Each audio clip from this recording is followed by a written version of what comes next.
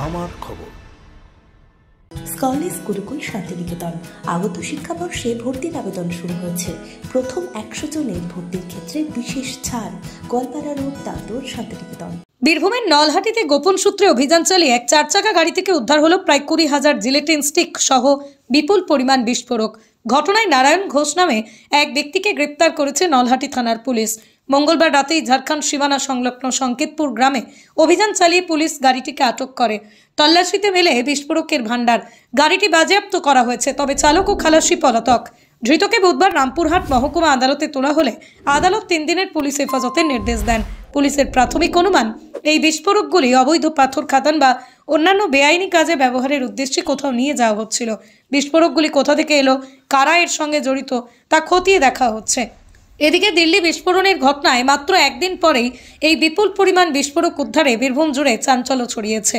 বুধবার বিকেল 5টা নাগাদ এই ঘটনায় সরকারি আইনজীবী সৈকত হাটি বলেন, বিস্ফোরক উদ্ধারের ঘটনায় একজনকে গ্রেপ্তার করা হয়েছে। তদন্তের স্বার্থে 3 দিনের পুলিশ হেফাজতের আবেদন মঞ্জুর হয়েছে। গোটা ঘটনায় আরও কারা যুক্ত তা খতিয়ে দেখছে পুলিশ। অ্যাকচুয়ালি গতকাল নলহাটি থানার অফিসারদের কাছে একটা টিপ অফ ছিল কি ঝাড়খণ্ড সাইড থেকে একটা পিকআপ ভ্যানে কিছু এক্সপ্লোসিভ আর্টিকেল নিয়ে আসা হচ্ছে এবং মোর স্পেসিফিক্যালি যদি বলা যায় যে জিলেটিন স্টিক ইললিগালি ট্রান্সপোর্ট হয়ে আসছে এবং যেটা হচ্ছে নলহাটি সুলতানপুর রাস্তা দিয়ে। তো নলহাটি থানার অফিসাররা ওয়াচ ডিউটি শুরু করে। তো বেসিক্যালি ওই সংকেতপুর মোড়ের কাছে ওই পার্টিকুলার সাসপিসিয়াস ভেহিকেলটাকে স্পটিং করা হয় এবং স্পটিং করার পর থরো সার্চ করার পর দেখা যায় 50টা ব্যাগ, তাতে 2টো করে প্যাকেট ছিল এবং সেই প্যাকেটে 200টা করে অন অ্যান অ্যাভারেজ প্রায় 20,000 পিসেস জিলেটিন স্টিক রিকভারি করা হয়। তো ড্রাইভার সেই পুলিশ দেখে পালিয়ে যায়। তো কোচ সিটে যিনি ছিলেন, তো নেমলি হচ্ছে নারায়ণ ঘোষ, তাকে অ্যারেস্ট করা হয় এবং অ্যারেস্ট করার পর তাকে ইন্টারোগেশন করলে উনি কোনো ভ্যালিড ডকুমেন্টস দিতে পারেনি। তো সেই কারণে অ্যালিগেশন যেটা আনা হয় যে আমাদের বিএনএস এ 303 সাবক্লজ 2 অর্থাৎ চুরি, রিকভারি অফ স্টোলেন আর্টিকেল এবং তার সাথে 9B2I অ্যাক্টের অ্যালিগেশন আনা হয়। তো এখন তাকে অ্যারেস্ট করে ফরওয়ার্ড করা হয় লানেট এসিজিএম রামপুরহাট কোর্টে এবং with a prayer of 5 days police remand. তো বেসিক্যালি যে কারণে পুলিশ রিমান্ডে প্রেয়ার ছিল যে যেখান থেকে ওরা নিয়ে আসছিল ওটা, তো সেই জায়গাটা স্পটিং করা এবং কারা কারা ইনভলভ তাদেরকে এবং এই ইললিগ্যাল র্যাকেটের সাথে যারা যুক্ত তাদের প্রত্যেককে ফিগার আউট করা এবং এদের এন্ড ডেস্টিনেশন পয়েন্ট যেটা কোথায় ওরা পাঠাচ্ছিল এবং কি উদ্দেশ্যে নিয়ে যাওয়া হচ্ছিল, এই পুরোটা থরো ইনভেস্টিগেশনের জন্য কোর্ট 3 দিনের পুলিশ রিমান্ড ইনিশিয়ালি অ্যালাউ করেছে।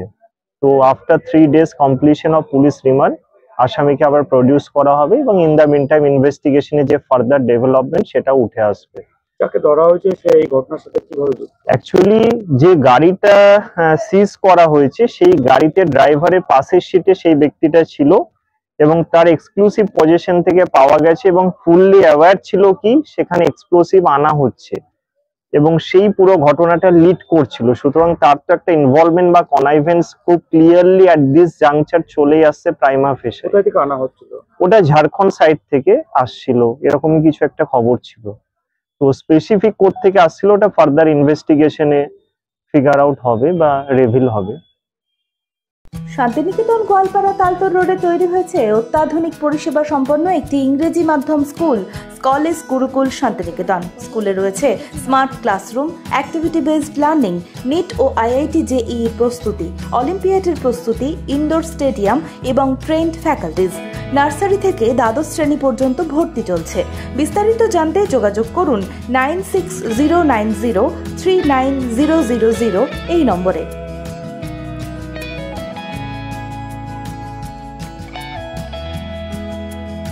দেখতে চোখ রাখুন আমাদের ফেসবুক ও ইউটিউব চ্যানেলে।